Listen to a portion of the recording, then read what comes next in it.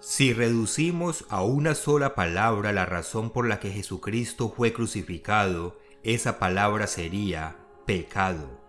Pero, ¿qué es exactamente el pecado? Es posible que no sea una palabra en la que pensemos mucho, por ahora.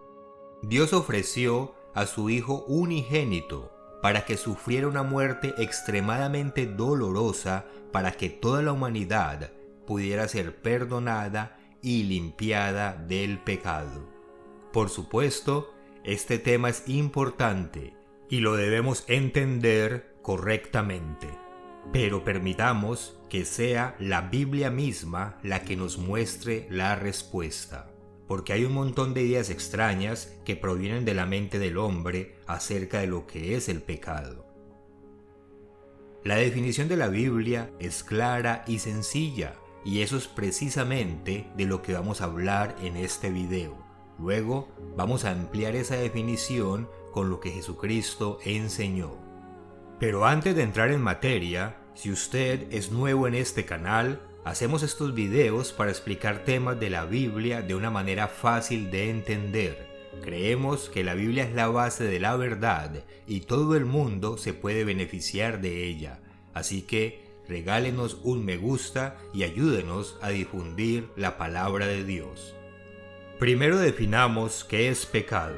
La palabra en castellano, pecado, significa un acto inmoral considerado como una transgresión a la ley divina.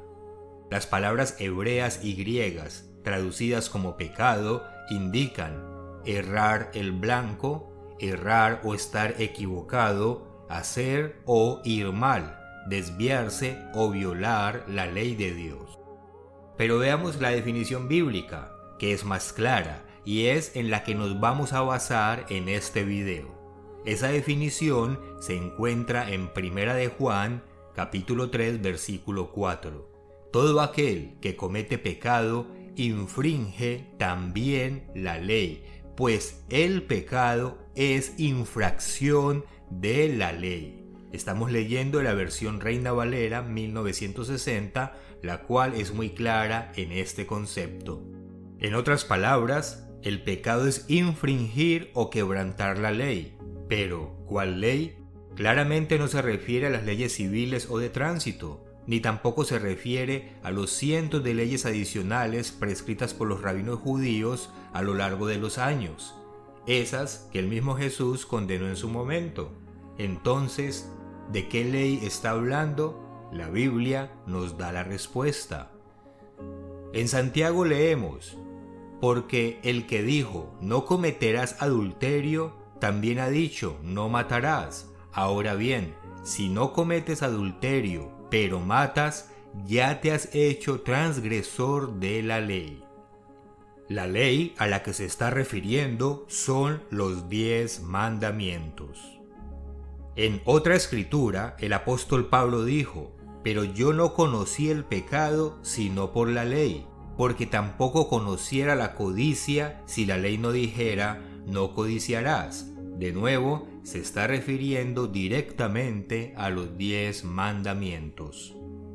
La principal definición bíblica para pecado es quebrantar los 10 mandamientos. La Biblia nos muestra que el pecado incluye hacer acepción de personas, no hacer el bien, un corazón lleno de orgullo, actuar en contra de la fe y otras ofensas. Pero los 10 mandamientos forman la base sobre la cual se estructura toda la ley de Dios, y todo pecado infringe uno o más de los 10 mandamientos.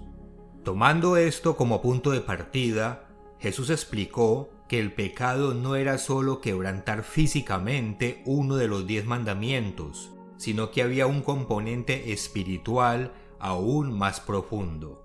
En el Sermón del Monte, Jesús dijo: oísteis que fue dicho, no cometerás adulterio. Pero yo os digo que cualquiera que mira a una mujer para codiciarla, ya adulteró con ella en su corazón. Jesús estaba diciendo que no solo el acto físico del adulterio es pecado. A partir de esta magnificación de la ley por medio de Jesucristo, el pecado se comete aun cuando la idea de quebrantar la ley se contempla en la mente. En el mismo sermón, Jesús dijo: «Oísteis que fue dicho a los antiguos, no matarás, y cualquiera que matare será culpable de juicio». Pero continuó explicando que incluso la actitud de odio hacia otra persona es quebrantar el espíritu o el propósito completo de la ley, poniéndolos en peligro de juicio. Jesús mostró que el pecado realmente comienza en la mente.